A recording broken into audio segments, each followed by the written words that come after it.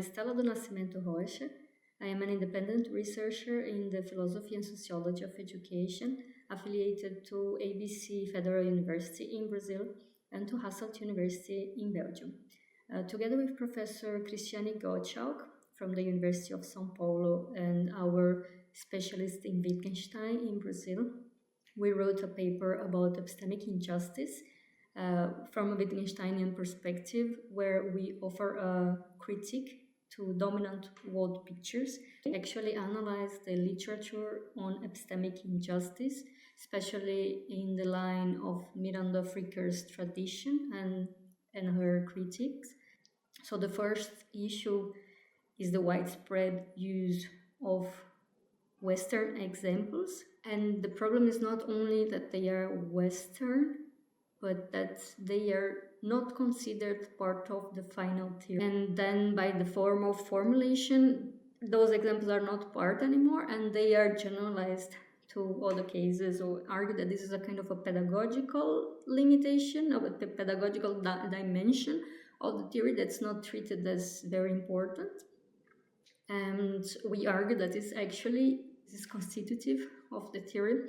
And the second issue is then connected to the first, a reduced view of the way language works.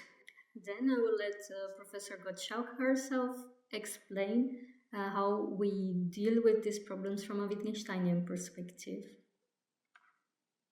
Sou a professora Cristiane Gottschalk, da Faculdade de Educação da Universidade de São Paulo, e pesquisadora nas áreas de filosofia da educação, filosofia da linguagem e filosofia da educação matemática, sob inspiração das ideias da segunda fase do pensamento do filósofo austríaco Ludwig Wittgenstein. A linguagem, ela não se reduz a uma nomeação de objetos ou a descrição de fatos.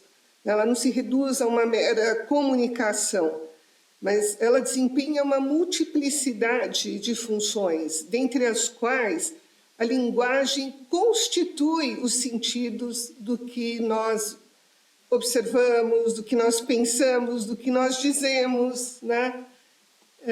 Do que nós sentimos, inclusive. Isso porque os sentidos que nós atribuímos aos fatos do mundo, eles não estão previamente no mundo. Eles vão sendo constituídos gradualmente a partir de um trabalho da linguagem. As palavras, elas estão envolvidas com diferentes atividades. Esse trabalho da linguagem vai constituindo o que Wittgenstein passa a denominar de jogos de linguagem. Então, dessa perspectiva pragmática da linguagem, compreender algo não se refere a um estado mental que seria comum a todos os seres humanos, mas à capacidade de seguir as regras dos jogos de linguagem nos quais fomos introduzidos. Num segundo momento de constituição de sentidos, esses conceitos vão se relacionando entre si, constituindo o que o Wittgenstein vai denominar de proposições gramaticais, proposições que passam a expressar as nossas certezas, elas passam a comportar uma necessidade. A gente não consegue imaginar o contrário do que elas afirmam, e que vão se relacionando entre si, constituindo o que o Wittgenstein vai denominar de uma imagem de mundo. Que é importante observar que essas certezas, elas estão fundamentadas em técnicas convencionais de uma determinada forma de vida. E esse conjunto de jogos de linguagem que se relacionam também entre si, constituindo diferentes gramáticas, essas gramáticas vão depender da cultura, dos hábitos, das instituições de uma forma de vida. Daí que a própria gramática do conceito de injustiça epistêmica deveria contemplar exemplos que não se reduzem às vivências que nós temos na nossa cultura ocidental. Assim, evitamos impor uma gramática de uma determinada cultura a nossa a outras culturas que constituíram outras gramáticas, né, que atribuem outros sentidos aos fatos do mundo.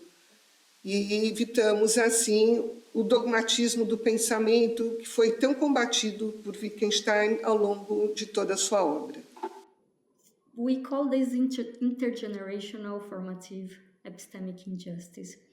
Intergenerational because it seems to be something being reproduced since colonial times. From generation to generation, there has been epistemicides. We know the stories of anthropologists who go into other cultures and imposing their own old picture on them.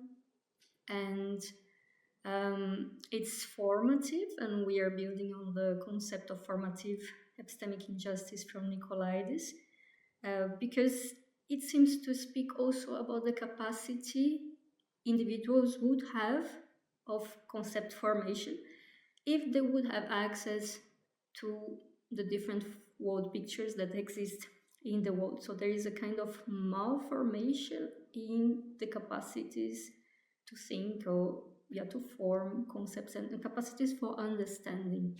We hope that this paper can contribute to challenge the way we conceive the production of theories, will motivate people to share, to be more vulnerable about the creation context of their theories, and hopefully it will help us challenge our own form of life.